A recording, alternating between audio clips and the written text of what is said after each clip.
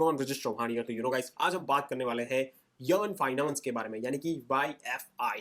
एक ऐसा प्रोजेक्ट जो कि बहुत ही कम सप्लाई है। ठीक है, वो सप्लाई मैं आपको बताऊंगा ना तो आप शॉक हो जाओगे। ठीक है, और ये प्रोजेक्ट एक डिसेंट्रलाइज फाइनेंस के ऊपर बना हुआ प्रोजेक्ट है और पुराना प्रोजेक्ट बोल सकते हैं, क्योंकि लास्ट बुल रन से पहले का ये प्रोजेक्ट है। ठीक है, जब बुल रन आया था तब उसका ऑल टाइम हाई आपको देखना चाहिए, क्योंकि वो बिटकॉइन से भी ज़्यादा था। राइट, तो लेट्स हम ब्रेक डाउन करेंगे यन फाइनेंस को। ये प्रोजेक्ट आपके लिए अभी बेनिफिशियल है कि नहीं, या फिर ये प्रोजेक्ट एक ऐसा प्रोजेक्ट है जो कि आने वाले टाइम में आपको लॉस ही देगा। ठीक है, दोनों तरीके से बात करेंगे अच्छे से, क्योंकि ये प्रोजेक्ट में कितना पोटेंशियल है वो सारी चीज़ें हम एनालिसिस करेंगे, तभी आपको पता चलेगा। ठीक है, तो फटाफट से बात करते हैं यन फाइनेंस का। आज की डेट में जो प्राइस है रुपीज़ के अंदर 6 लाख के आसपास है, और यहाँ पे हम USDT की बात करें तो $7,200 के आसपास ये प्राइस है। ठीक है, और ऑल टाइम हाई की बात करें तो गाइज बहुत ही मतलब ज़्यादा उसका ऑल टाइम हाई है। ठीक है, मतलब ऑल टाइम हाई यहाँ पे आप देख सकते हो तो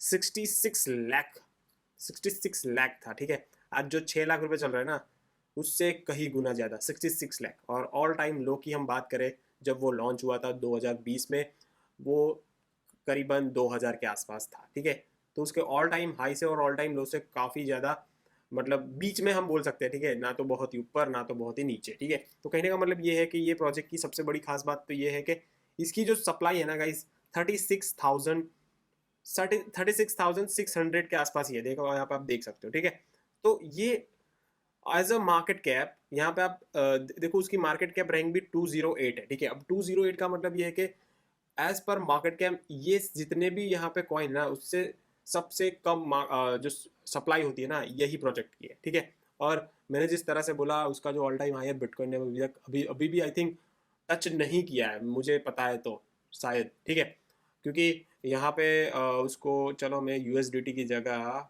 INR की जगह USDT कर देता हूँ, तो उसका ऑल टाइम हमको पता चल जाएगा। तो कहने का मतलब ये है कि उसका ऑल टाइम हाई तो गाइस बहुत ही ज़्यादा $77 से भी ज़्यादा है। मतलब अभी तक बिटकॉइन ने भी उसका ऑल टाइम हाई टच नहीं किया जितना यन फाइनेंस का है। हालांकि उसकी सप्लाई भी बहुत कम है। राइट, तो ये सारी डिबेट में हम नहीं जाएंगे। तो फटाफट से और चीज़ें यहाँ पे देखते हैं कि भाई ये जो यन फाइनेंस का जो क्या करता क्या है। तो ये एक डिसेंट्रलाइज फाइनेंस है। यहाँ पे स्टेकिंग कर सकते हो आप, उसमें से इन्वेस्ट करते करते हो। जैसे कि स्टेबल कॉइन की मैं बात करूँ, USDT, USDC हो गए, डाओ हो गए, ऐसे जो स्टेबल कॉइन है उसको आप यहाँ पे स्टेक करके यहाँ पे different different other alt coin आप अर्न कर सकते हो। ठीक है, तो उसका पूरा यहाँ पे उन्होंने एज अ वॉल्ट करके उन्होंने जो छोटे छोटे उनके प्रोजेक्ट जो है वो यहाँ पे आप क्लिक करोगे तो उसके बारे में आपको पता चल जाएगा। बहुत सारी और भी चीज़ें हैं, मतलब ओवरऑल डिसेंट्रलाइज फाइनेंस के ऊपर बना हुआ प्रोजेक्ट है। ठीक है, तो इन्वेस्ट करो और अर्न करो, इन शॉर्ट कहने का मतलब ये है। ठीक है, और यहाँ पे तो उसका थोड़ा ईथर स्कैन के ऊपर हम थोड़ा बहुत डीप डाउन करते हैं, तो यहाँ पे आपको ये पता चलेगा कि उसके जो होल्डर है ना, वो 52,000 के आसपास ही है। और उसकी जो पूरी क्वांटिटी है ना, काफ़ी अच्छे से डिस्ट्रीब्यूटेड है। ऐसा नहीं है कि पंप एंड डंप वाला ये प्रोजेक्ट है। तो ये बहुत ही अच्छा रिस्क हमारे मतलब ये रिस्क चला गया कि भाई ये प्रोजेक्ट ऐसा तो नहीं होगा कि स्कैम हो जाएगा। नहीं, ये पॉसिबिलिटी ना के बराबर है। ठीक है, बट ये क्रिप्टो है तो थोड़ा बहुत तो हमको लगता ही है कि भाई कुछ ना कुछ हो जाएगा, तो क्या करेंगे। राइट, तो कहने का मतलब ये है कि डिसेंट प्रोजेक्ट है डिसेंट्रलाइज फाइनेंस का। अभी तक इतना भी ज़्यादा वो लाइमलाइट में नहीं आया है, बट कहने का मतलब ये है कि काफ़ी अच्छे से चल भी रहा है, और अभी जो प्राइस चल रही है वो काफ़ी कम है एज़ पर सप्लाई।